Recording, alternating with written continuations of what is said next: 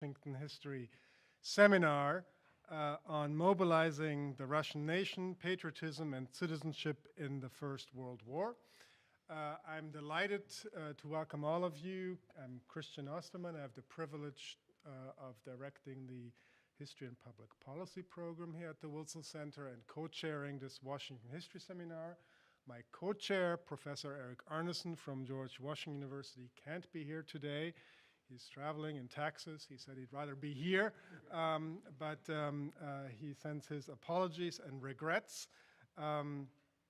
As many of you know, the Washington History Seminar is a joint venture of the National History Center, directed by Dane Kennedy, and the History and Public Policy program here at the Wilson Center. And we're just thrilled as can be to have with us today Professor Melissa Stockdale to talk about her new book of the same title. Let me introduce her in just a moment, but just dispense with the preliminaries. That is to say, thank you to our donors, the Society of Historians of American Foreign Relations, the GW History Department, and a number of anonymous donors, among which I hope some of you will find some of you one of these days. We are offering there won't be any books for sale outside for your convenience, unfortunately, but there's a flyer with a 20% discount. Let me thank Pete Bierstecker and Amanda Perry, Pete Bierstecker on my staff, Amanda Perry at the National History Center, for really doing the heavy lifting on all the logistics for this event. Let me remind you to switch off your cell phones. And also that, of course, next week, Monday, 4 p.m., it's the Washington History Seminar again, this time with Carter Eckert, one of the leading Korean historian in this country, on his new biography of Park Chun-hee and Modern Korea, The Roots of Militarism, 1866 to 1945. Let me also acknowledge that our sister program here at the Wilson Center, the Kennan Institute, is sponsoring today's event, and Will Pomeranz, the deputy director, is with us, and I think Joe Dressen I've seen all the way in the back there as well. Let me also acknowledge former executive vice president of the Wilson Center, Mike Van Dusen, who is here, under whom really this activity got started, as so many other good things at the Wilson Center. And I think Melissa was here when Mike was still running the show here at the center. With that, let me introduce our featured speaker today, Melissa Stockdale. She is the Brian and Sandra O'Brien Presidential Professor of History at the University of Oklahoma and a member of the editorial board of the international scholarly series, Russia's Great War and Revolution. Her books include Paul Miliukov and the Quest for a Liberal Russia, 1880 to 1918. The edited volumes Space, Place, and Power in Modern Russia, Essays in the New Spatial History, and Russian Culture in War and Revolution, 1914 to 1918. And of course, the book that we're talking about today, Mobilizing the Russian Nation, Patriotism and Citizenship in the First World War. She's written numerous articles and book chapters on women and war, the press and war, memorializing soldiers, Russian liberalism and nationalism. We're proud to call her an alumna of the Woodrow Wilson Center, and in fact, she's been here twice, once before that as a short-term scholar at the Kennan Institute. So it's just a wonderful and a great pleasure to have her back here at the center. And now the floor is yours. Thank you so much.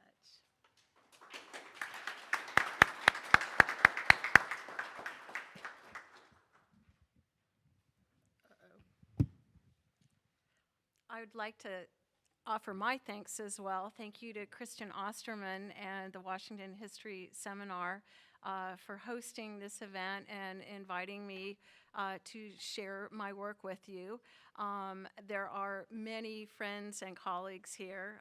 It's so lovely to see you, and I thank you all for ditching your Monday afternoon plans and coming and spending time to hear me share what I found and then to engage in a conversation about it afterwards. So I'm going to set my timer right now there I start.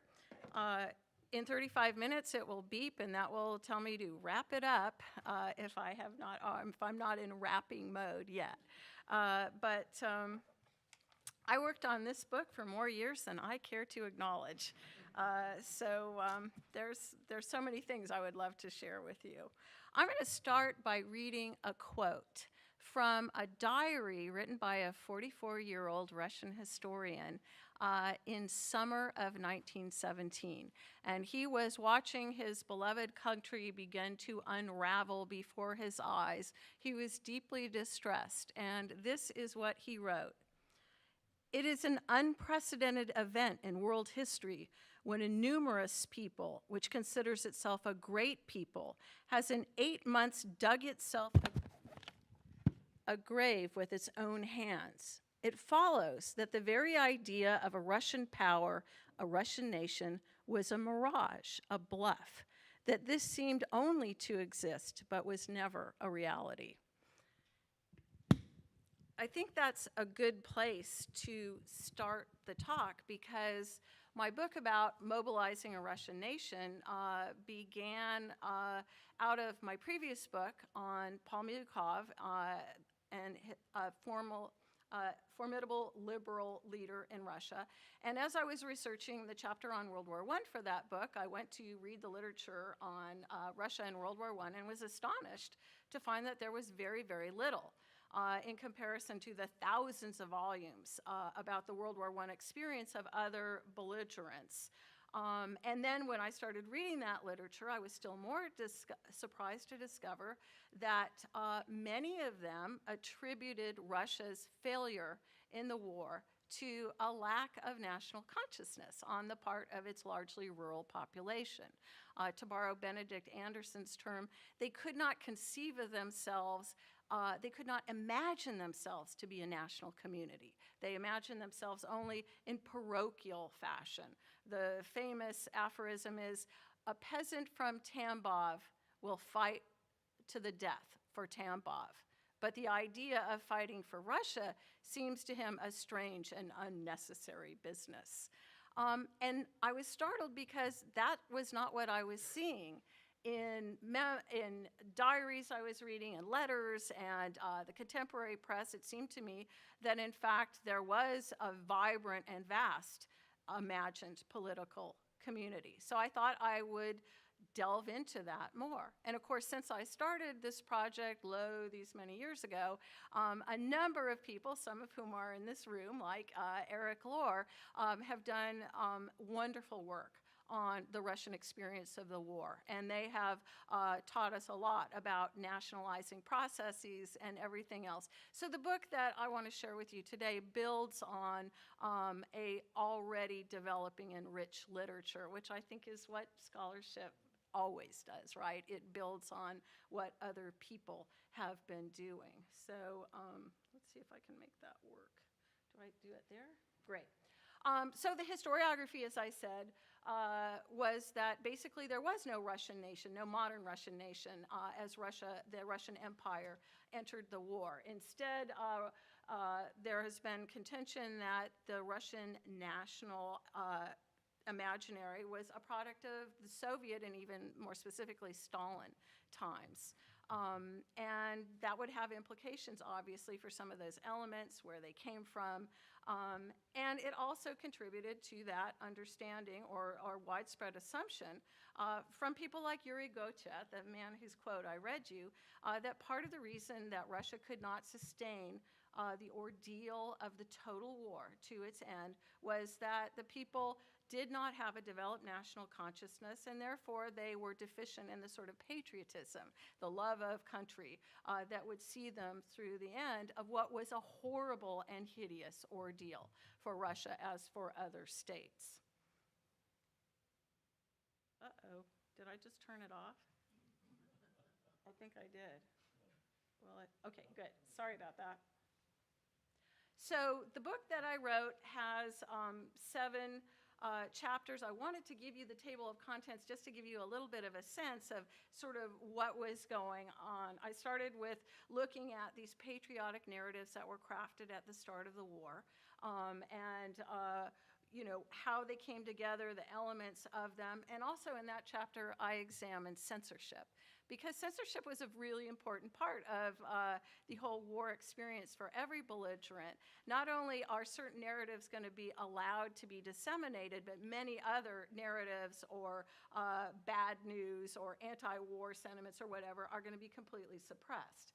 And that does allow us to understand why certain of these narratives could gain the traction that they do. It's true in France, it's true in Germany, it's true in Russia as well. In the second chapter, I look at some of these national mobilization efforts that the government was involved in. I'll deal with those more in a minute, but the government proved to be far more aware of the need to mobilize and shape public opinion than we would be aware of. There's an American journalist once had the opportunity to interview Nicholas II during the war, and he asked him something about public opinion, and Nicholas purportedly answered, "Oh, in Russia we do not have public opinion." But whether he thought Russia had it or not, his officials knew that it existed and that it mattered. And they were very attentive to trying to mold it, shape it, and send it in the channels that they wanted. When I started the project, the Russian Orthodox Church was not part of the investigation that I thought I would be conducting, but right away I started seeing that the Orthodox Church was hugely involved in the project of patriotic mobilization. And since they had access to some 110 million believers, that mattered a lot. And so I started looking into that, and that proved to be a really, really hard thing to track down, because there was no secondary literature, and in fact it was the archives where much of that material is located were closed for 6 years, na remont, as we would say. And so that, you sort of had to work around that, come back to it. The hinge chapter of the project is chapter 4, All for the War, War Relief and the Language of Citizenship, because that was where I started to see that as the nation is mobilized by the government to fight this war and mobilizes itself, which is what happens in every single combatant country, people are also beginning to have their expectations mobilized about what will come to them for their heroic service and sacrifice. And more you start seeing not just the language of service and the language of sacrifice being employed, but language of citizenship. And people saying, okay, we do this for the state, and in return the state should be doing this for us.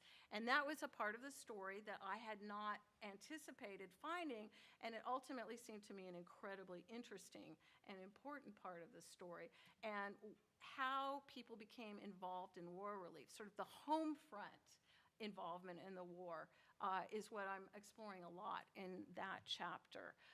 United in Gratitude was, I explore very interesting projects that the public and the government became involved in trying to memorialize soldiers, properly bury them, honor them, create a new national holiday celebrating them. And again, this provides a window on who is included in this nation and who is not. That goes further in chapter 6, Fantasies of Treason. Whenever you mobilize a national community and start really saying who is in our community, inevitably you must start saying who is not, who is unworthy or dubious or has to be written out of that committee. And some of the people that we might very well imagine who are going to be written out, Russian Jews and Russians of German descent, but then there will be some other groups that got folded in there as well. And then finally, I look at the revolution and see what happens to this mobilized, patriotic citizenry when suddenly the whole regime collapses and you have democracy, but you now have to fight a war on new terms for new goals, can't be imperialist anymore. But you also have your entire state is unraveling, and along with it, the army. How do you do that? So I look at a couple different projects and end up by exploring one of the more interesting phenomenon of citizenship, which is the nearly 6,000 women in Russia who decided that now that they were newly minted citizenships with rights of citizenship, that bearing arms for the country was one of those rights they should be exercising as well. And those women are formed into combat units, and some of them actually will go into combat. So that's kind of the big overview of the story that I'm looking at. So when you ask about mobilizing a nation, you know, as a historian, you think, well, what are the pieces of this? Obviously, you're going to look at what the mobilizing campaigns were. How did they do it? They do it through film. They do it through posters. They do it through brochures. They start new newspapers. They have meetings and readings. There are going to be parades. There's going to be ceremonies. There's going to be National Day of Prayer. There's going to be all kinds of ways that you kind of keep trying to people mobilized, invested in, sure that the cause is just, that victory will come, and all of those things. So you're looking at that. Then I look at the actual content of the campaigns. What nation is being represented? How does it change over time? Who's in? Who's out? Every historian has to ask about the reception of the message, which is the hardest thing to figure out, right? Like, we all know that elites can dream up stories the same way that advertisers can dream up new Coke, and that didn't fly. So you don't always know how people, what they will make of the message that you are disseminating it. And that's a harder thing to do because the 100 and maybe 60 million peasants in the Russian Empire weren't all leaving diaries and things for us to know. There was no Gallup poll. So you sort of try to figure out different ways that you can suss out what people took away from the message, how they tweaked it to satisfy what they needed or wanted or expected, and the degree to which, you know, that was working the way elites, the regime wanted it to. And finally, I want to touch briefly on unintended consequences, because whenever you go all out to mobilize a body of people, there are going to be things that you don't expect to happen, as well as the things that you can see coming.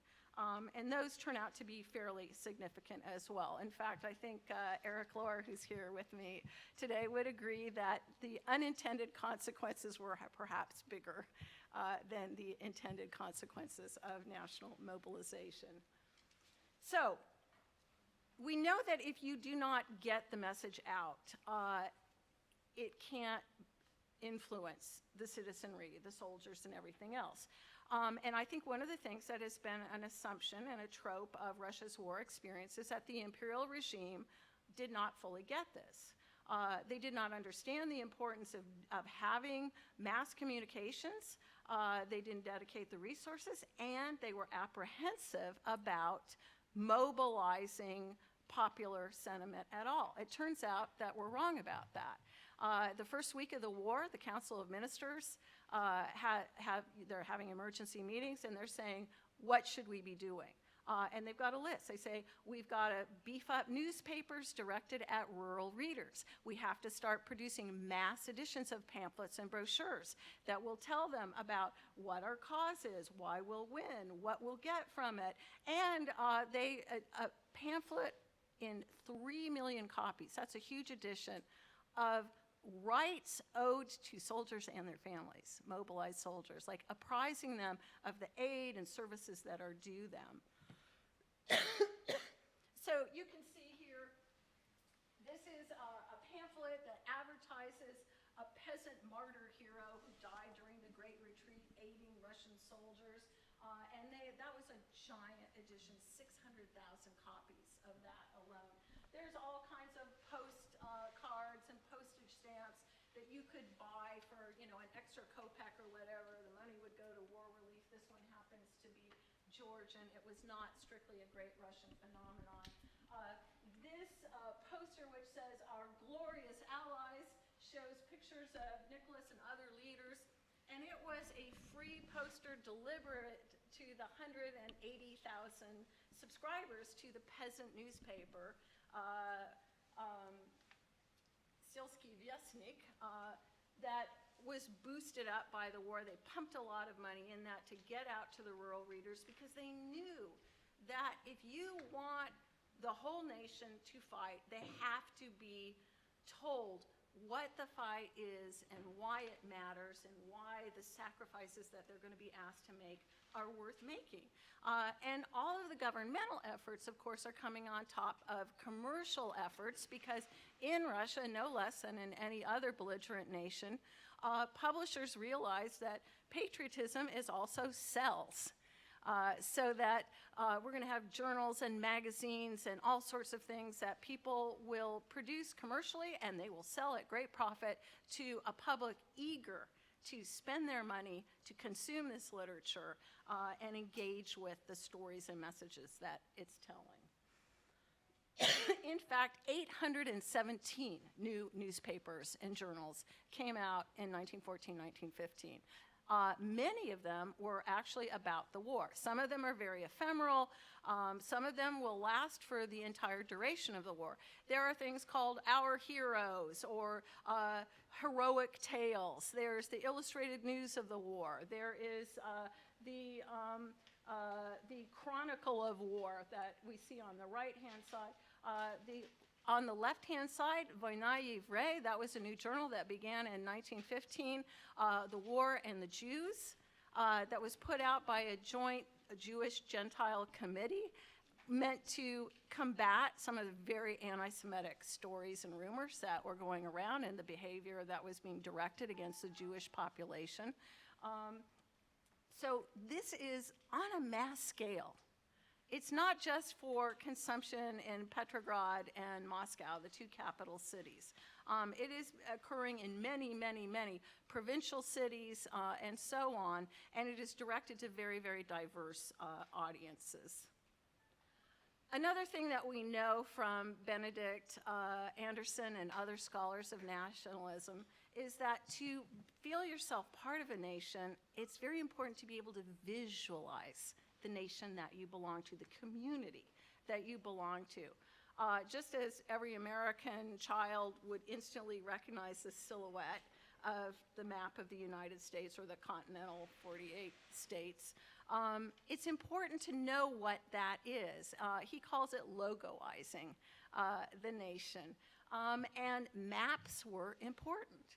Not only did the government peasant newspaper Selski Vestnik produce numerous maps showing various theaters of war, which they put out in giant editions, free to subscribers, but then sold for 5 kopecks to anybody else who wanted. They mailed another 120,000 of these to Zemstvas, the sort of rural self-governing institutions at like the provincial and county level. So the idea being that in railway stations and government offices and school rooms and so on, the nation would be depicted. You could see it. And people bought these maps. I have a journalist's account from like early 1916 claiming you cannot go to a peasant hut where there is not a map of the nation hanging or pictures torn from the magazines of generals and heroes. So people, again, it's being put out to them and it's being consumed. So it's out there in people's consciousness. So the patriotic narrative that is being disseminated through lectures and slideshows and posters and so on starts as just about every other nation's does with the story of a just war or even a holy war. We were not attacked. We were attacked. We were not the aggressors. We are the innocent party here. We did not want war. We did not aggress against others. It was done to us. And therefore, you can feel good about it, sure that it is a just cause. And indeed, as Orthodox Church will go on to say, it is God is on our side. You have also the sort of flip side of that, just as ours is a holy and just war, our enemy is evil and bad. So there's a lot of atrocity literature that is produced. The poster on the right shows the sack of Kalisz in Russian Poland, which happened early in the war, where Germans took that town, ran amok, got upset, and ended up shooting a lot of residents, burning a big part of the town down. It was completely terrible. Laura Engelstein has written an interesting article on this called A Belgium of Our Own, which is how the Russian press ran with that. You know, as one said, those Germans say we're barbarians. Well, now we know who the barbarians are. And so this can play into also the sort of deep-seated economic resentment against German investment in the Russian economy, German ownership of businesses, that Eric Lohr has explored, this feeling that there was a pre-existing popular animosity towards German influence, and you add atrocity literature onto that, and you've got something that can suggest to people, we must fight this enemy who has brought war to us, not we to them, because think of what they'll do if they get to your town, if they got to Tambov. We got to make that stop. So here again are more of these atrocity pictures. The Turks can be folded into that when the Turks enter the war in October of 1914, although as Karen Petronius showed in her analysis of some of these posters, the Turks are more often shown to be comic figures, you know, people who will cut and run. There's a very racialized stuff going on in how they do this. Now, another way in which you can get the message out, share your images, mobilize people is through war loan campaigns. There were 6 internal war loans for the Russians over the course of the war.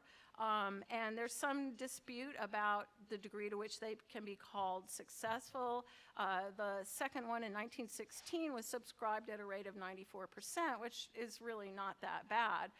The government did a lot to make it easier for rural people to subscribe to the loan by setting up little spirkasi in places. They extended banking out to the countryside to make it possible for peasants to buy shares in the war loan. Did the same at the front for soldiers. But as Charlie Mayer has pointed out, war loans in World War I were only partially about needed fundraising. A lot of them were about involving the citizenry in the war effort. You know, all that, those British posters, do your bit. You know, buy a bond. It means every shop girl or farm boy can put a little bit of money into the war loan and feel like they're doing their part, even if they are not. And they had language that said things like, this is how many bullets we can buy with the ruble that you give. Let us use your bullets to go after our common enemy. And we can also see from these posters that they are drawing on patriotic imagery of the past. The image on the left is the silhouette of the famous sculpture of Minin and Požarsky that stands on Red Square. These are the heroes of the 1613 time of troubles who helped drive the invading Poles out of Russia. And it says very simply, the war loan. The fatherland needs you, needs your help, subscribe. On the right, we can see another war loan, which shows a sort of medieval warrior evoking a glorious, heroic military past. And interestingly, he is charging along behind the brand new national flag that was debuted in 1914. They took the old Petrine Russian flag, the white, blue, and red, and they put the dynastic double-headed eagle on top of it. So it's sort of taking a dynastic loyalty and a national loyalty and trying to put them together. And that, it's not an accident that that flag was created in September of 1914. They understood the importance of that.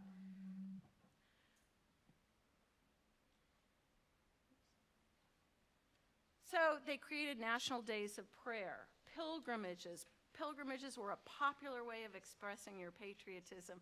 Local people would gather together. The pilgrims would go from a village over a course of days to a holy spot. They would coincide with important sort of war-related days, pray for victory, pray for the soldiers. So you're sort of weaving that in through the Russian Orthodox faith. So this sacred union, one of the things that I argue in my book is that this is a modern kind of national identity. It is not ethnically Great Russian. It is not strictly Russian Orthodox. In fact, it very, very explicitly says that every faith, every nationality, every tribe loves the motherland, will fight and sacrifice for her, and this is celebrated in newspapers and everywhere else. We see visual images of it as well, and I think that it's very, very powerful because it's very inclusive. It insists that men and women, rich and poor, peasant and noble, country and city, that everybody is identically loyal to and loving the nation, ready to act on its behalf. And it is demonstrated through service at the front. Obviously, soldiers are making the potentially supreme sacrifice. But there's so many images of women nursing or collecting donations or volunteering or making munitions. Workers are being portrayed in a more favorable and flattering light than was typical in late imperial Russia, showing that they're working 24/7. Even women are doing their all. They are doing their bit. I want to read a quote.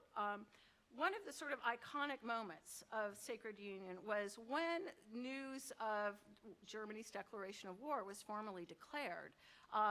250,000 people streamed to Palace Square in front of the Winter Palace in St. Petersburg to wait for the Tsar to come out on the balcony and say a few words to the crowd. And this is a city that had been rocked by pretty ferocious labor strikes 2 weeks before.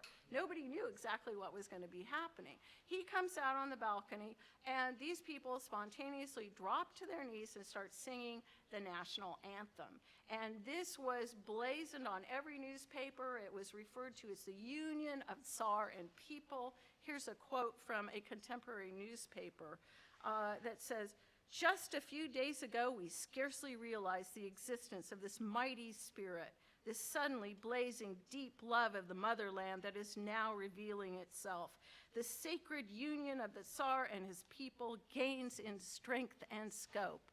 And as another person mentioned, a sacred flame has been kindled toward which every Russian will strive, gathering without distinction of tribe, faith, or condition, in a united, mighty, and boundless force. And so this is going to be reinforced when the Parliament, the Duma, meets, and 14 representatives of various national minorities and different political parties each steps up to the podium, intones their love of the motherland, their willingness to sacrifice, that all are united, and the newspapers, again, they report that the leader of the Polish faction, the leader of the Jews, the leader of the liberals, that they all got up and they say the same words. And this is going to be come back to over and over the next 2 years, reminding people that we are all in this fight together. We also have a trope of Russians as being not only inclusive, but a uniquely giving and compassionate people. The huge effort of war relief, which will involve millions and millions of volunteers and paid people to help refugees, to help soldiers' families, to help disabled soldiers, to help all kinds of people who are going to suffer in this war. This is not only important to the war effort, but it becomes one of the constitutive strands of the self-identity, the nation that is being presented. That Russians are brave, staunch, loyal, reliable, competent, and compassionate, unlike the enemy that they face. It makes for a nice back and forth. These are some of the wonderful posters that are generated for war relief campaigns. Wounded in Moscow, the one on the right is a giant collection that they had for refugees, a 3-day thing by the Tatiana Committee. It raised 3 million rubles in 3 days, which is kind of an astonishing sum. It just tells you that people were in fact ready to give, to organize, to volunteer. and so on. There were these efforts to unite soldiers, to have holidays, to have more rewards for them, to erect memorials, to have daily prayers asking for them. And since every nationality was sending soldiers, every national group was sending soldiers, this was not an exclusively Great Russian phenomenon. It was another way in which this national multi-ethnic army could be used to stand in for this multi-ethnic nation that's fighting this war. There are people excluded, of course. Early in the war, the army is pretty sure that whatever the Jews say, they don't mean it, they're no good, you've got to be wary of them, and they will actually just be cleansed, even before the Great Retreat begins in 1915. In Russia, as in other states, being of German descent is not good when you're fighting Germany. And Germans will see their property sequestered. They too will be deported, moved away, lose rights. There's incredibly powerful petitions and letters and appeals in the archives that were sent saying, no, you can't do this. I've lived here 30 years. My son's in the army. None of this was of any avail for most of these people. So there's the dark and exclusive side to the more inclusive and positive and modern vision of the united Russian nation. So how do we know how the message was received? Again, it's a really, really hard thing to do. Sometimes you get little bits and nuggets of stuff. We do know that because the police were attentively opening and reading people's mail, we can sometimes get these unfiltered stories, declarations of loyalty, of confidence, of belief that we're still going to win, that are still coming in 1916. We have the same sort of digests of soldiers' letters that military censors were made. I've come to believe that measuring contributions to war relief campaigns is a way of trying to, because even as the economy worsened and most people had a harder and harder time of making it, the donations stayed high. It's not until early 1917 that they really just start dropping off, when the war as a patriotic project is more problematic and the economy is absolutely imploding. And so seeing that these newspapers published weekly lists of donations for every campaign, so you can see all of these lists, 25 kopecks, half a ruble, 2 rubles, these are humble donations and they just keep coming in. Which again suggests to me that in at least the social patriotic aspect of helping your fellow citizens was something that was still resonating with people even as they had less and less to give. So trying to wrap up, I came to believe that the war helped crystallize a modern, inclusive Russian national identity, something that the state had been working on, but that really, really comes into being in the war. And war and nation formation, we see that in other places and other times, so that's not unique to Russia. But I do feel that it was inclusive, however imperfectly honored it might have been. And I also believe that citizenship was galvanized, not only citizenship of, saying, show that you're competent, initiate, organize, help these 6 million refugees, but also increasingly where women are insistently saying, we have proved our fitness for citizenship. You need to give us the vote. We see Muslim leaders saying, we have organized all kinds of war relief for the Russian army as well as for Muslim soldiers. You should be giving us more rights. That people are internalizing some of the claims of being active, independent citizens, and also starting to say, and because I did my duty, here's the state's duty or the nation's duty back to me. It was inclusive, however imperfectly, but to conclude, as far as the unintended consequences go, one is that in mobilizing Rossiyski, the big non-ethnic national identity, you can also be inadvertently mobilizing other ethnic identities. Ukrainians or Poles or Tatars who are gathering together to protect their community, their refugees, raising money for them. That helps break down some of the regional or class divides within that group and helps them to start seeing themselves as being distinctively, meaningfully a community that they can imagine. And that's really going to make itself felt in 1917 and 1918 when some of these groups are much more nationally aware than they had previously been. And finally, I think that when you mobilize people to fight a war like this, you are also inadvertently mobilizing expectations of what they will get after the war is over. And that is something that we really, really see in 1917, where not only do you have newly minted equal and free citizens of this free democracy, where there is now no censorship, which means everybody can say everything like, I want this or else, or the war is no good, we don't want to fight it, to people saying, okay, you promised a great new world when the war is over, and like now we've had a revolution and we want it. Every combatant will face that problem when the war is over. Soldiers coming home in Great Britain or in France or in Italy will find that what was promised does not meet the expectations that have built up over 4 years of terrible war. But all those countries have to deal with the gap between promise and reality when the war is over. And only in Russia, where censorship ends and regime changes before the war is over, those mobilized expectations blossom in 1917.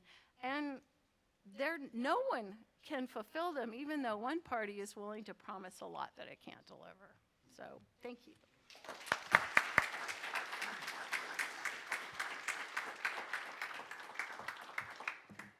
Thank you, Melissa, for this fascinating and eloquently presented overview and synopsis of your new book. I have a host of questions, but don't worry, we'll not ask them all, at least right now. I may get a chance later this evening, especially since we have some of the leading Russian scholars of Russia in the room here today. So, but let me perhaps start off by just asking you to talk just a little bit about your sources. You hinted at some of them, obviously, in the presentation, but it's a huge subject. Talk a little bit about the archives that you've looked at, and perhaps also what are some of the missing pieces, and where might future research still add to this story?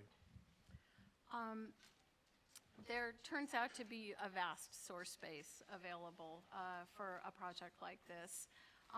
There is the Military History Archives in Moscow, where you have all kinds of information collected on the mood of soldiers. They were monitoring them, compiling digests of how the troops felt about everything from the Tsar to whether we can win to is the food any good. You have information on the Army's cleansing operations and deportation of citizens deemed suspect, the money that they were putting into propaganda campaigns and publishing brochures and everything else. So there's all of that. When you go to the Russian History Archive in St. Petersburg, you have all of these sort of imperial government ministry papers, the Council of Ministers, the Ministry of Justice, the Ministry of the Interior, which was putting this money into subsidizing newspapers and publications and propaganda and so on. And so the Special Committee to Fight German Domination was within the Ministry of the Interior, and all of their papers are there. So I read, the hundreds of petitions that people who'd been identified as Germans and were going to get their property appropriated and be sent into some internal exile, frantically writing, trying to make a case for why they should not have that happen to them. So there's those kinds of things. That's where the Russian Orthodox churches papers are. Then in Moscow, in the State Archive of the Russian Federation, you have papers of political parties, you have papers of individuals. The man I wrote my first book on, Paul Miliukov, was a historian before he became a politician, and he was also a very prominent defender of national minorities in the parliament. And so people sent him tons of stuff over the war saying, you need to know about this, somebody needs to know about this, the Duma needs to do something about this. And because Miliukov was a pack rat, he saved all of it. And so there's just thousands of folders with things like frantic Jews, or a committee for popular salvation that set itself up in 1915 and had ideas about, promoting patriotism, and they sent them their stuff. So, things like that. Diaries, unpublished manuscripts. The mayor of St. Petersburg, Ivan Tolstoy, he was an absolutely voluminous diarist. And so 1914 to his resignation for health reasons in late 1915, he wrote down every single day. I don't think he missed a day. And so he was talking about relief efforts, the problem with refugees, what are they going to do about POWs, the food situation is getting worse. And he's writing all this stuff down. It's absolutely amazing. So there's so much stuff. Library of Congress has a huge collection of Russian World War I postage stamps and postcards, which when I was here at the Kennan, I was able to look at. So the kinds of things that you can find are just fascinating. Thank you. All right, the floor is open for your questions and comments. If you could please wait for the microphone and state your name and affiliation if you'd like. Start over here, all the way over here.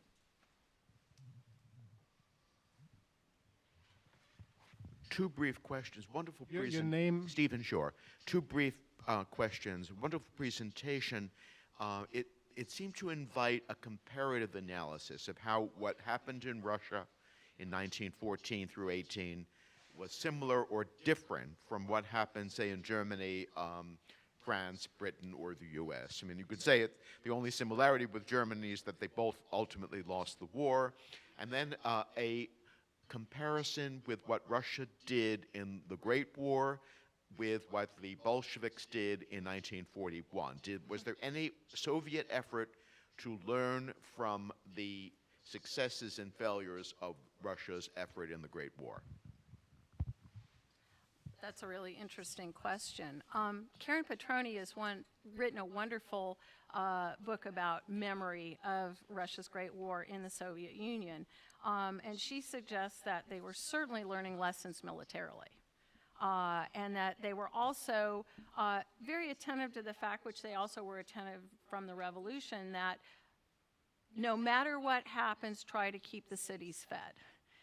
Because that's where bad things can happen if urban populations are starting to riot. Obviously, that didn't hold true for Leningrad, but Moscow, they were careful to have that done. I don't know that the Soviet authorities were as aware as they might have been of everything that the regime had done during the Great War to mobilize, but they were doing those kinds of things because that was like standard repertoire, including getting the Russian Orthodox Church, sort of dust them off and let them come out in public and pronounce it to be a holy war, and that everybody should fight for that. But as far as comparing Russia's experience with the other combatants, that was one of the very biggest surprises for me, was that not only was Russia doing a lot of the things that other combatants were doing, sometimes they were doing them even before. Russia set up a committee of remembrance to make sure that every single soldier, and explicitly their protocol said, regardless of nationality or religion, would be properly buried with a proper headstone so that everyone would know that the nation honored her sons. And they set that up in January of 1915. Well, the French sent theirs up in like March of 1915. The British about the same time. So Russia was not lagging behind. In some ways, they totally missed it on film. They did not understand and appreciate how powerful a medium film was and its cross-class appeal. And they didn't do very much at all with film in World War I, and that was a missed opportunity. But there's a lot of things they did do at about the same time as other combatants in this war. Thank you. All right, Will? Will Pomeranz from the Kennan Institute. I want to go back to the image of the flag, of the Russian flag and the dynasty, the double-headed eagle on top of it. As the war progresses, do those two ideas remain merged, or is, in fact, to appeal to patriotism, do they appeal more to fatherland and less to dynasty? Well, that's the million-dollar question. Well, yeah, because the Tsar is going to become more and more delegitimized over the course of the war. And especially his wife, and he by association. Boris Kolonitskii, a wonderful historian of Russia's war effort, suggests that Nicholas was less vilified than sort of, he says he was not so much the Tsar traitor as the Tsar fool.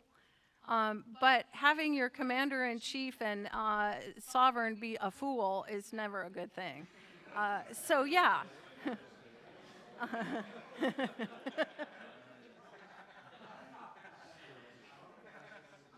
So yeah, he started off with a burst of popularity because he took a very firm tone on, he took Alexander I's declaration about the French invaders, not an inch of our soil will we yield, and he just copied the whole thing and repeated it, and he said it strongly, and people who were there when he said it said, wow, this is his finest hour for sure. You know, he was rising to the occasion. But then after he took personal command of the army in August of 1915, feeling like at a moment of catastrophe his duty was to be with the army, that was politically a disastrous decision that all his ministers tried to keep him from doing.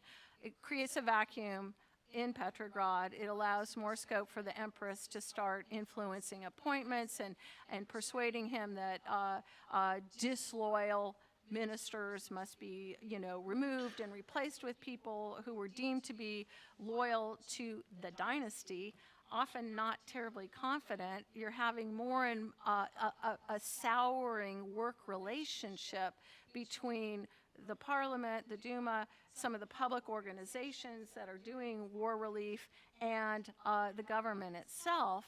But even as he is being marginalized to a degree, I still feel that the idea of the nation is not suffering, that people still believe it. And remember, they didn't know they were going to lose.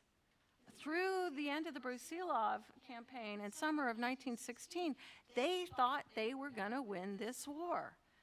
The numbers were on their side. They had all these allies. It was going to work out. And so people had not thrown in the towel, even if they increasingly doubted not just the competence of the sovereign, but the reliability of the people around him. And I had that cartoon of an evil Rasputin with two puppets, Nicholas and Alexandra, on his knees that dates from late 1916, that they really were increasingly discredited, which didn't mean that Russia and a Russian war effort still couldn't compel loyalty.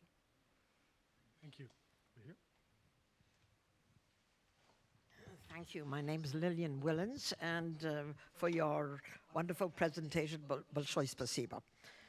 Okay, now we'll go back to, it's a statement as well as a question. I saw your list of unwanted people. We have spies, we have German nationals, we have Jews. Now, we know the Jews were recruited in World War I, reluctantly because they were badly treated. And so I'm just wondering, did they worry about them perhaps deserting? Because I want to point out something. In the 1904-1905 war off the Manchurian waters, there were 20,000 Jewish soldiers Many of them would not return to Russia because of the Pale of Settlement, and they remained in Manchuria and ended up in Saharbin. So I was wondering, there is a contradiction. They were among the unwanted, and suddenly they grabbed them in the army. Thank you. Well, Russian Jews were subject to universal subscription, as were most settled population groups. The sort of nomadic peoples in Central Asia were not. And there were a couple of religious exceptions like Mennonites, but Russian Jews had been subject to service just like everybody else, although they were denied the opportunity to be officers. So the discrimination was real and it was there. And the statistics, again, I know this from my buddy Paul Miliukov because he had all these statistics that people had given him, was that if you mapped the number of Jews who were serving in the active army in 1915, that it was the exact percentage of the number of Jews in the population according to census data. And Jews wanted to publicize that to counter these stories that Jews didn't serve, that they evaded service. Amir Weiner has pointed out those same stories will surface about Jews again in the Soviet war effort, that, you know, they're not there. And we do see that the army was not always recognizing Jewish heroism equally with the heroism of other soldiers. They might not give a last name that would reveal that this was a Jewish soldier who had been awarded, you know, like a St. George's Cross or whatever. But you had commercial publications that were ardently propagating those soldiers and recognizing them and making sure that they got recognition. I think that there was some discussion probably in the Jewish community that would have paralleled the discussion that's much better documented in the African American community in the United States when war was declared here. That the African American community split between those who felt that this isn't my fight. Why should I go fight and die in France for this country that denies me any meaningful citizenship rights at all? But there was a bigger part of the leadership of the African American community said, this is our chance. We will prove that we are citizens, patriots, and men by going over. It didn't work out for them that way, but that was kind of the discussion. And certainly there were elite groups in almost every national group, including the Jewish group, who said, we can show, we can prove that we are loyal sons of our fatherland, and therefore you can trust us. Thank you. Gentleman over here. Your comment And about your name is, please? David Sobelson. Your comment about the regime's failure to recognize the power of film leads me to ask what percentage of the Russian population, and particularly of the peasantry at this time, was literate, and what the regime did, if anything, to appeal to those who were not literate? That's a really good question. Literacy was growing, especially amongst the younger parts of the population, because universal primary education had been promulgated in 1908, and they had been building schools and expanding education. So more young people were becoming literate, but it was still not an overwhelmingly literate population, for sure. So we see a couple different things. Partly, you know, posters are an effective way. A lot of the war loan posters, you don't need to be able to read the inscription to know what it's telling you. There's also a really big effort that is made, not just top down, but like village school teachers and so on, to organize what they called magic lantern shows, slideshows, that you would have them on market day when peasants are coming into town. And you would have things about recent battles or about war relief or about, you know, heroes of the war. And in some of these pedagogical magazines, they had models. Here would be a great reading. Here would be a good subject for a slideshow. And some of the zemstvas, these areas of self-government at the county and provincial level, were producing like slides so that they could be used to reach out.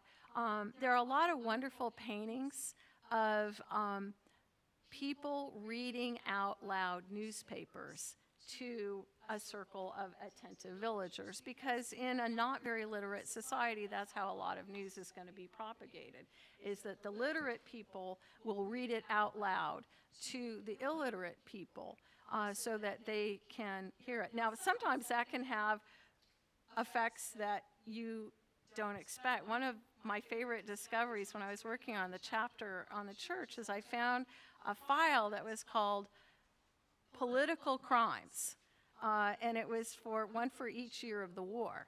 And one of the cases that was most interesting involved this priest in a little rural parish in Novgorod province, who was reading out loud newspapers to his parishioners in church to share war news. And somebody thought he was saying, what they reported to the police was, we may have a bigger army, but we're not so smart as those Germans, so it would be better to give up right now.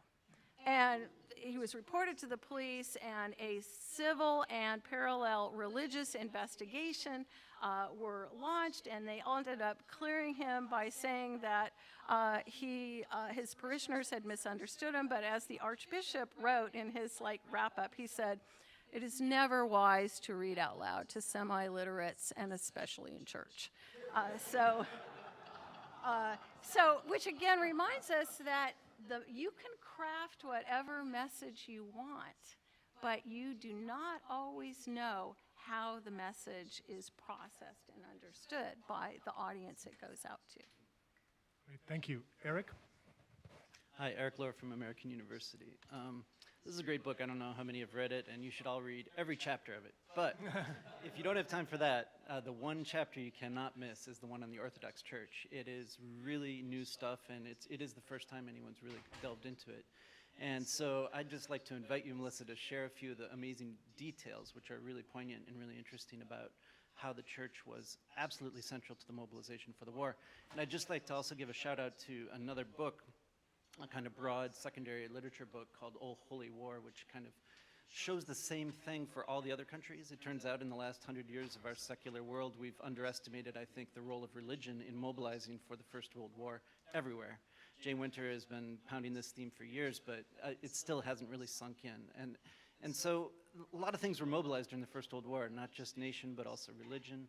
They don't always coincide, and that is something I was wondering if you could comment on, and especially since we're now exactly 100 years since the meeting of the Great Sabor and the beginning of the end of the Orthodox Church, which as an institution and as a mobilizational focal point really came about in the next 2 years. That unprecedented and catastrophic event in the entire 1,000-year history of Russia, that it happened so quickly. Do you think there's a relationship between the incredible success and basically the kind of poker card game where the church went all in on the war, totally all in on the war, that has something to do with the incredible collapse that came after it? I will start with that before going to the sources. I think you're right. Greg Fries has made an argument similar to that by the fact that priests were so involved in exhorting their parishioners to, comply with conscription and go off and fight and make the ultimate sacrifice, perhaps, and chaplains reinforcing that at the front, meant that when the war not only was lost but discredited as having been never a just war but an imperialist war, which is, how Lenin characterized that war, that then people could feel very strongly that they'd been sold a bill of goods. And that I think that for a lot of frontline men coming home feeling very disillusioned, that a lot of that anger could be directed towards the church that was so tightly entwined with the war effort. The sources, one of the things that was really interesting is I mentioned I had to wait about 6 years for the archives to finally open up again to go in and use the Orthodox stuff. So I go in there, and at least at that time, they still did not have digitized finding aids or anything. You would get these books, you would comb through, looking at files, and I spent 2 days reading through it thinking, there has to be something on the war in the church's records. There were just tons and tons of things. I couldn't find anything. So I went back, started over again, and I finally found a file, a dziela, that said about the war. And I ordered it. And then, you know, they come back 2 days later when you get your order fulfilled, and they said, well, we can't give it to you. And I'm going, what? This is not the Soviet Union anymore. They said, well, it's kind of a weird file. A file is typically part of a bigger thing called a fond. And it might have one piece of paper in it. It might have 100 pieces of paper. They said, this file has 35,000 pieces of paper in it. And all I can guess is that when the Civil War was over, that some archivist who was charged with organizing all of the wartime papers of the church said, like, I do not think I should spend a lot of my time on this. So they just put it all in something called a file about the war. And there were a couple of rough categories, said like war relief, you know, that file on political crimes and so on. But basically they just started bringing me boxes of papers. And I just started wading through them, and it was amazing.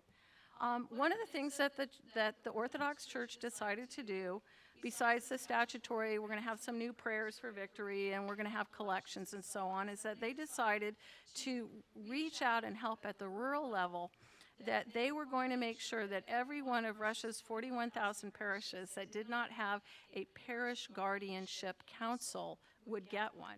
And I don't think very many parishes actually had them. And so they reported 35,000 set up by a year. That sounds a little bit like collectivization, you know, quotas, right? I think there were some Potemkin church councils, but yet they started sending in, like every 3 months, they had to report back. What were they doing? How were they helping? Well, they were collecting money. They were helping soldiers' wives. They were helping get in the harvest because so many of the men had gone. They were doing this, they were doing that. And they were still reporting in until about April 1917, when more and more of them are saying, we're bankrupt, we got no money, we can't do anything anymore. Well, rural Russia was very underserviced by charitable and philanthropic institutions. Moreover, this was a council that the priest was like an ex officio member of, but it was the lay people who ran it and did the deciding and everything. That's incredibly empowering, and apparently it was very effective. They had these pilgrimages, they had the National Day of Prayer, they would periodically sort of send to the Holy Synod, the army, like, we are having trouble getting volunteer trench diggers near the front. And so they would have the church rush into sermonizing their parishes about the importance of contributing. The word they used, they said, on the altar of the fatherland. You must put your services on the altar of the fatherland, which effaces the border between what is the state and what is sacred and of the church. The last thing I'll mention, which I found very interesting, is they decided again to reach out to these rural folks, that they needed a daily organ to do that. And so they set up in September of 1914 a brand new daily paper, the Parish Gazette. The Orthodox Church had never published a daily. They earmarked a lot of money. They had to buy new presses. They had to develop a whole distribution system. And the complete run of that newspaper is in the Gazetny Zal of the National Library in St. Petersburg. And it's neat. It's not microfilm. They just bring out these big bound things, and you turn the pages. Every single day, they had a section about the war, the parish in the war, the school and the war, women and the war. I mean, they had war news. They had model sermons.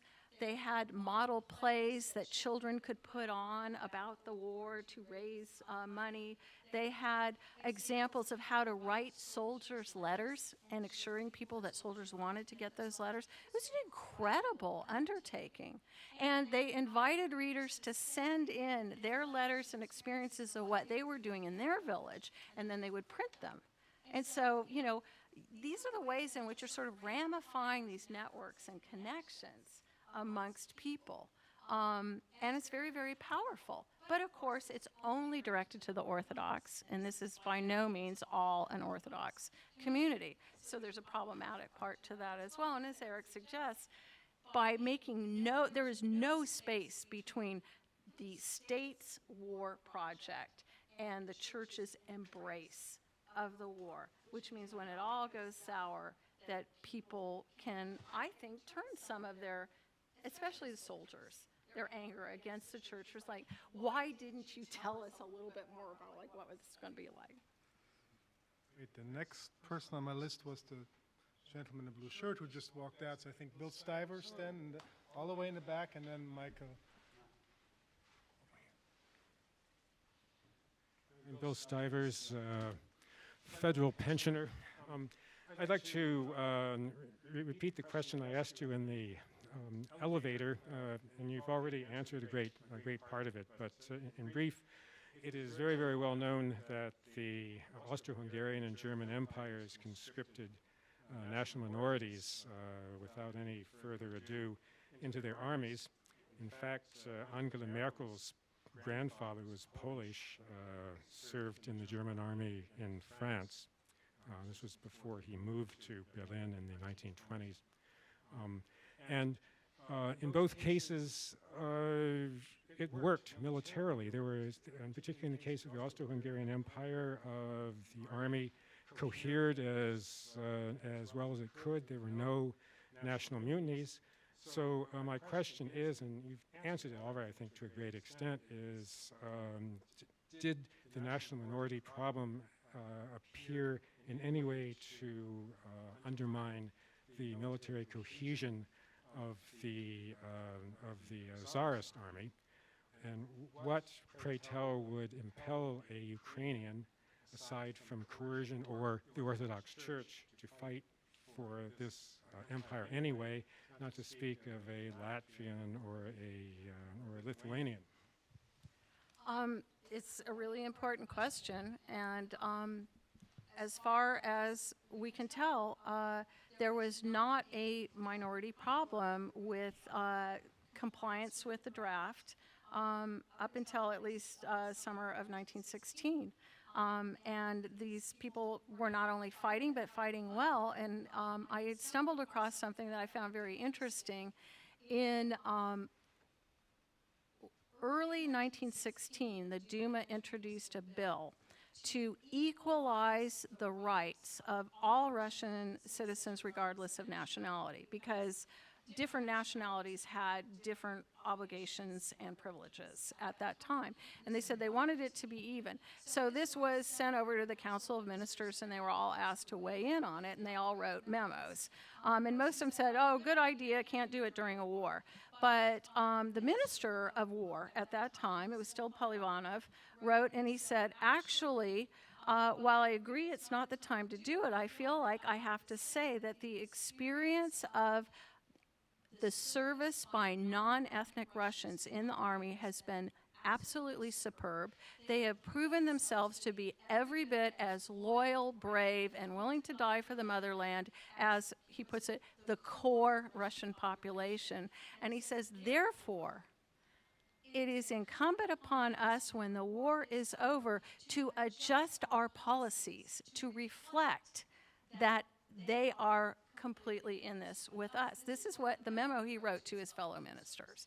And to me, that was not for publication. That was not to make people feel good. It was saying the Army is processing what they see as exemplary and reliable service. And I find that very powerful. Now, they are going to have a disastrous effort to conscript previously draft-exempt Central Asians, mostly nomadic people, in 1916. They're desperate to get more troops, and so they figure if they can free up some troops doing sort of ancillary stuff, bring in these previously exempt Central Asians, that will be a big help to the Army. But it was hastily cobbled together. They ignored all of the people who said, oh, we should think this through. It was not executed well at ground level, and what happened was that it evoked massive, massive riots, which then evoked unduly severe reprisals by Russian garrison troops to put it down, regain the situation. Joshua Sanborn, in his wonderful book, Imperial Apocalypse, dates like the beginning, basically, of the Russian Revolution from the authorities losing control of a lot of Central Asia over this ill-considered thing. So that, in that instance, you could say that's a problem. Now, when we scroll forward to 1917, after the revolution, when soldiers have more rights, nationalities are unequivocally equal with the ethnic Russian population, you start having a lot of soldiers demanding the right to serve in all like national units. They say, Ukrainians want to be in Ukrainian units, Balts want to be in Baltic units, and the Army's going, no way. And so it changes a lot after the revolution. Thank you. Michael? Hi, Michael David Fox, Georgetown. I'm looking forward to reading the book. You presented a very optimistic, in a way, picture, a kind of upbeat picture, and I understand that that's because you're finding a lot more successful mass mobilization than previous scholars. But in some ways, it seems to me that if Russia, in its total war incarnation, is taking part in a broader kind of international modern phenomenon of mass mobilization, from another perspective, one could also see it as sort of the opening of sort of the interwar era of the short 20th century that led to some of the darkest moments, in history. And I'm wondering, so from that perspective, playing the devil's advocate here, I'm wondering how much a project of civic mobilization, political mobilization, because when you say mobilizing the Russian nation, I take it you're saying not ethnic Russian or Russian national, but all Russian, Rossiyski, right? What are the structural impediments against the success of that, given that it's a multinational empire, given that all the non-Russian and Russian nationalities have already a projects of nationalism going on, and given also that people falling to their knees and worshiping the Tsar is not exactly a kind of inclusive kind of political gesture. I'm also wondering how you deal with the revolution of 1905, when there was a major outbreak, brutal suppression, and then also, peasant uprisings occurring 10 years later in exactly the same regions. Mm-hmm. Well, I'm chronically optimistic, Misha. I admit it. So I have stressed some of the positives, in part because they've been missing from the story. And I don't mean to be suggesting that, it's just all hunky-dory. I started with that quote from Yuri Gocha, where he says, it was a myth. It was a mirage. There was never a Russian nation. Look at how we've pulled to pieces here. And when you mobilize people for war, you can't control where that mobilization takes you. And it can take you towards greater national self-awareness that doesn't happen to be Russian self-awareness, that it's for a national minority. I talked about mobilized expectations, that you cannot possibly make up to people what they've lost in this terrible project. And therefore, they're by definition, whether it's the Italians or the French or anything else, they're going to be deeply dissatisfied and disappointed. And in Russia, in 1917, as the army begins to pull to pieces and the center cannot hold, you have dissatisfied people with guns who are streaming home to their villages and their towns, and they're going to wreak havoc they're not just like some of these so-called wild soldiers who will stream home from the front, sort of self-demobilizing. They're not just going to stop along the way and rip off or pillage or rape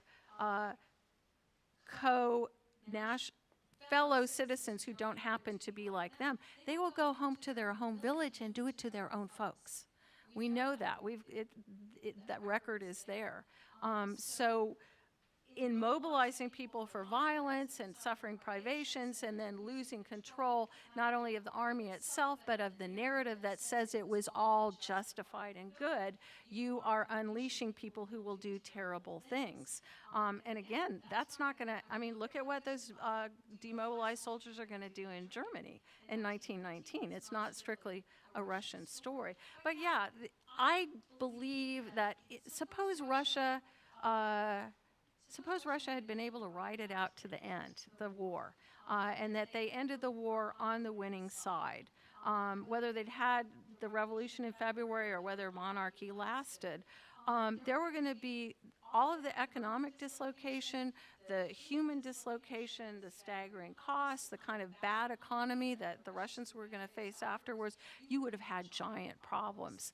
The best case scenario would maybe be some kind of semi-federated system, which is fraught with its own potential difficulties, right? Poland's gone, Finland's gone, but maybe you could hang on to some of the other people and still have a rickety, functioning, multinational federated state. I don't know.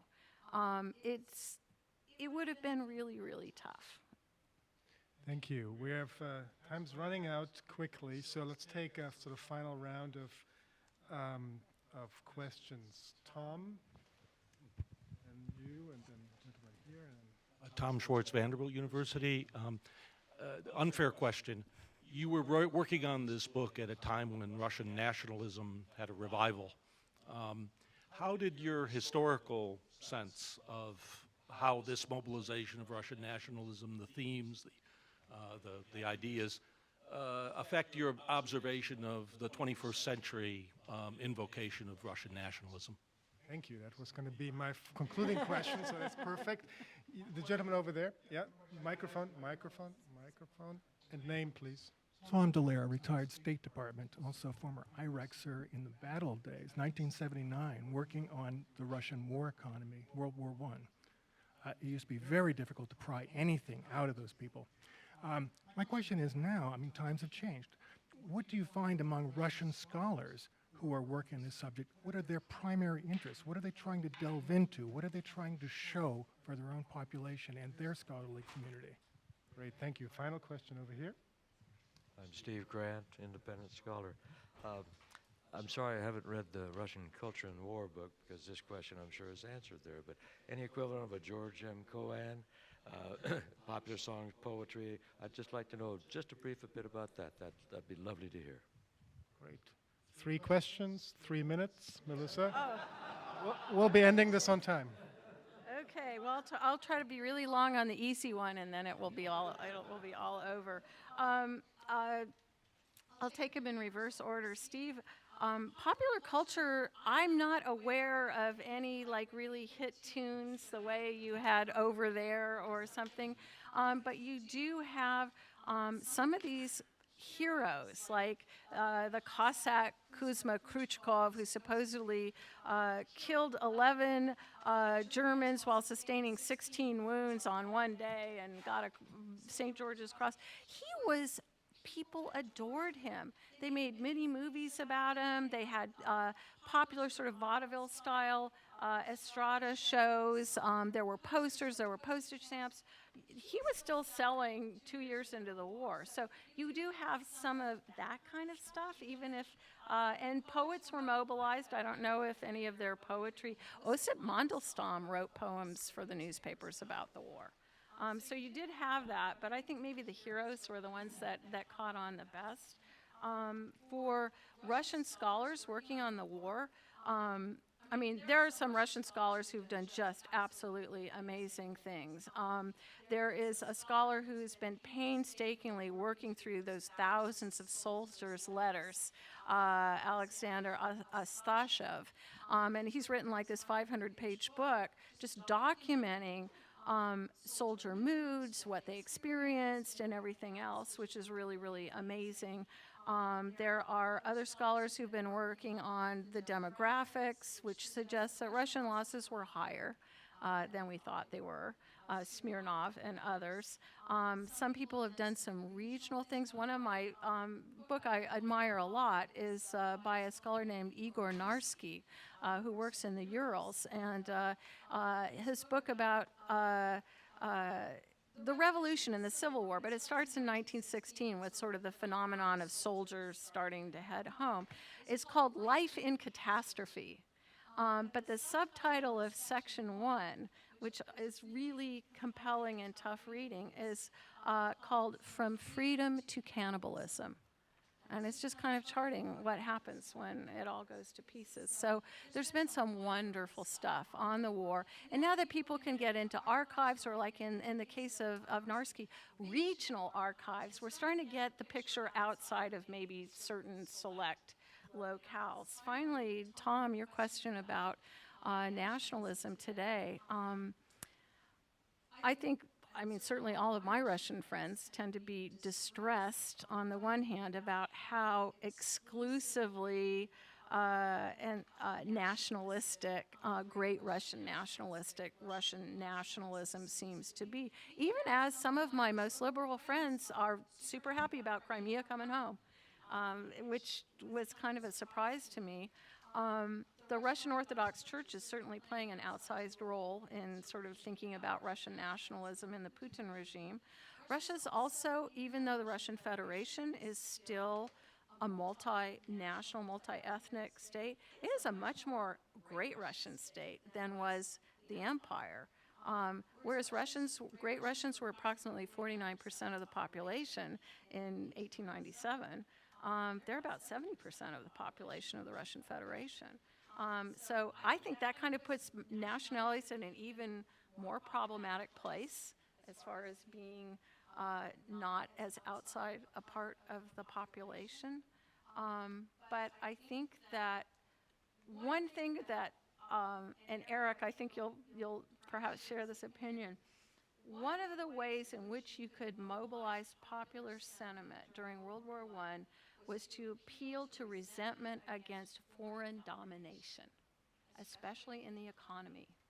And I think today that one of the ways in which the Putin regime has very effectively sort of roused national sentiment is by appealing to foreign domination, especially in the economy, and that sort of concomitant arrogance, you know, that they look down on us and they shouldn't do that. So that's where I would stop. Thank you all for your insights and questions. Please join us for a small reception right outside, but not before we give Melissa Kurski-Stockdale a round of applause, and thank you.